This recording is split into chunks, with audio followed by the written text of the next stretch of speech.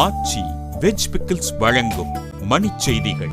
இணைந்து வழங்குபவர்கள் அரசன் சோ.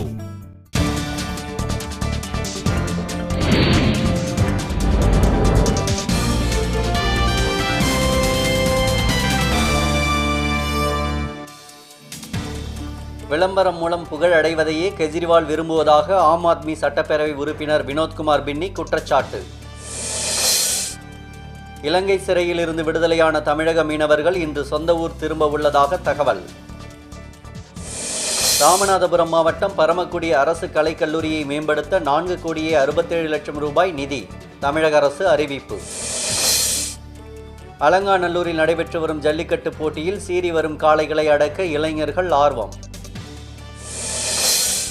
தங்கம் விலையில் 200 ரூபாய் அதிகரிப்பு. ஒரு பவுன் 22,240 ரூபாய்க்கு விற்பனை. திருவண்ணாமலை அருகே மது அருந்துவதில் ஏற்பட்ட தகராறில் ஒருவர் குத்திக் கொலை, உறவினர்கள் சாலை மறியல். திருச்செந்தூரில் நாளை நடைபெறும் தைப்பூச திருவிழாவை முன்னிட்டு பாதுகாப்பு ஏற்பாடுகள் தீவிரம். தமிழகம் முழுவதும் இன்று காணும் பொங்கல் கொண்டாட்டம். சென்னை கடற்கரையில் பலத்த பாதுகாப்பு. தாய்லாந்தில் அடுத்த மாதம் 2ஆம் தேதி திட்டமிட்டபடி தேர்தல் நடைபெறும் என பிரதமர் அறிவிப்பு.